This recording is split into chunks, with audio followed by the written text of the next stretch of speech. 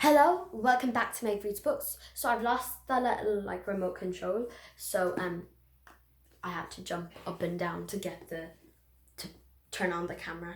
But anyways, so today I'm reviewing The Children of Castle Rock by Natasha Farrant.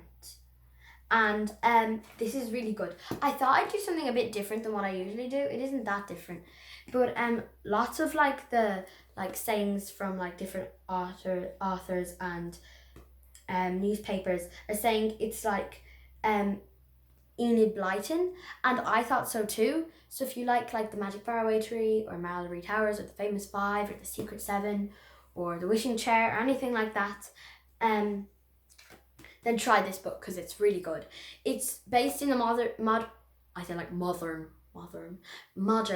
day, in modern times, but it does have that feeling, especially with Mallory Towers. So the main character is a girl called Alice, who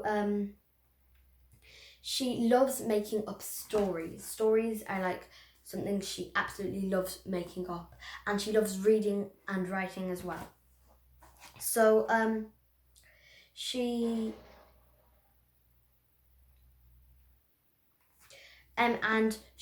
her mother has been dead for the past, I think it's a year or so, and her aunt, and she lives with her aunt and her father in a cottage called Cherry Grange, because there's loads of cherry trees all around, and she's called Alice Mistletoe. And if you watch my Secret Garden podcast, you'll know that the big house that Mary goes to stay in is called Mistletoe Manor. So just that's a fun fact for you. And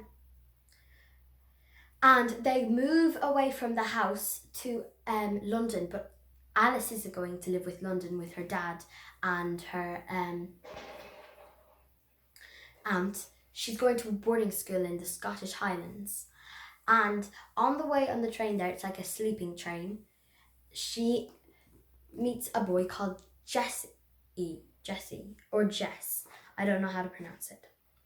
But anyways, so Jesse, and that's not a rare name or a name that you don't hear often. I've heard that name quite a few times in books, but I've either said Jess or Jesse, and I hope I'm saying it right. If you're called Jesse, well then I'm pronouncing your name wrong. I'm very, very sorry. I'm bad at names. Okay. So she meets a boy called Jesse who wants to be friends with her, and she becomes friends with him. But then he doesn't tell her something. At the school, there's always a race to see who's the last person to touch the door. But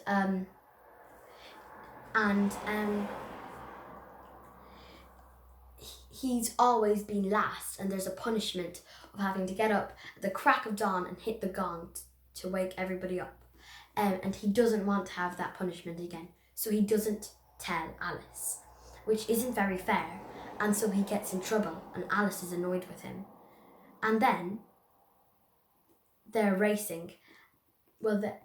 So he runs off the bus that they had taken, and Alice doesn't realise why he's doing it.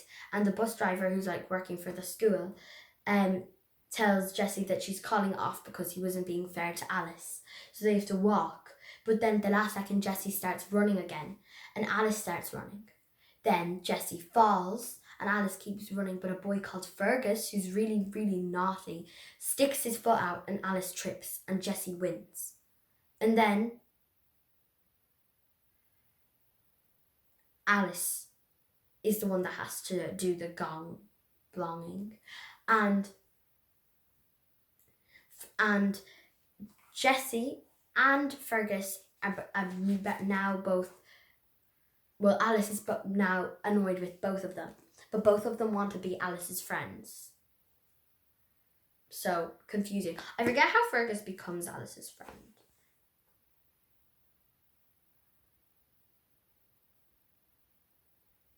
Yeah, I don't know. But anyways, so Fergus ends up becoming friends with them and with Alice, and Jessie wants to be their friend as well.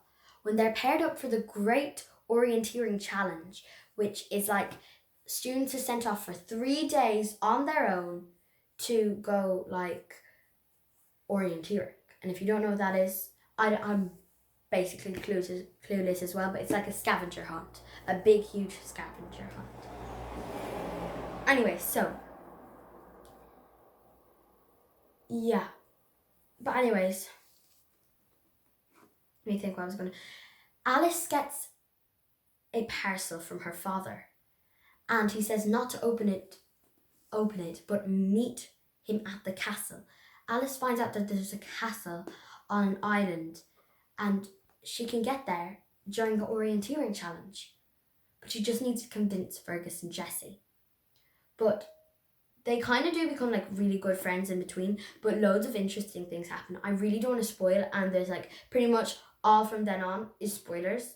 And I know basically I'm saying this for nearly every book I review, but I don't want to spoil books for you. But anyways, definitely my favourite character is Alice. My least favourite is Jesse. And I think this is a really, really good book. My favourite part was probably... Well, it's actually past the bit I've told you about, so that'll be spoiling. But,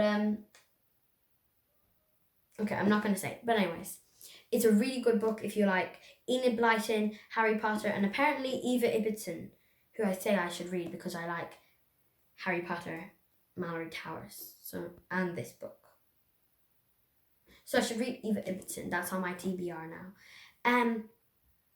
Also, I think this was a really good book. There's another book that I want to review, but I don't know, should I do 2 by the exact same author in a row? It was called The Rescue of Ravenwood. I really liked that as well, though. So if you like The Rescue of Ravenwood, you should read The Children of Castle Rock. And if you like The Children of Castle Rock, you should read The Rescue of Ravenwood. Because both of them were really good, and they're both by the same author. And the chapter names are very like original names. Like this one is called Mega Super Fun, and that sounds really corny, but like it's sort of issue a full description. This one is called There Must Be a Castle. Okay, I don't want to. Oh, this one's called On the Bright White Sand. So they're not like the Percy Jackson names, where it's just like what the heck every time you look at the chapter names, but they're interesting chapter names. So this was kind of, I don't want to have this a really long review that goes on forever and I'm just warbling nonsense about nothing, because that last week's review I feel was like that. It was last week's The Hunt for the Nightingale, because I think I did a terrible review for that, but I hope this is a good review, and yeah. But anyways, my is sore. Okay, sorry, there's sort of like an infection in my urine hole. That sounded weird. But anyways, okay, so my favourite quote on it was from... Oh, here it is. Okay, listen. Like the Secret Seven on steroids in a good way. And this one says, outstanding, although it has echoes of not only J.K. Rowling but also Eva Ibbotson and Enid Blyton this wise. Then I can't see the rest because the library form is in the way. I got this from the library. I got most of the books I've been reviewing for like a good while now are from the library. So, because I've been going to the library a lot because it's summer holidays now. And if you're watching this in the middle of winter, like 3 months after it's been sent out into the world, it's the summer holidays when this video was made. Just so you know. Okay, anyways. Thank you for watching, and I hope you enjoyed, and I think that was I did a pretty decent review. And I definitely, I 100% recommend this book, and you should definitely try and read it. And get it from the library, because I got it from mine, or buy in a bookshop, or if you have a Kindle, on a Kindle. If you don't have a Kindle, one of the other 2 things. Or if your friend has it, borrow it from a friend, if they're one of those friends that likes to lend things. It might be one of those friends that goes, no way, Jose. Nah. All my friends lend me things though, so I do return them. And now I must stop warbling and say bye. Thanks for watching, and I hope you enjoyed Maeve Reads Books. this review of Maeve Reads Books. And I think that's all. So I'm going to leave now.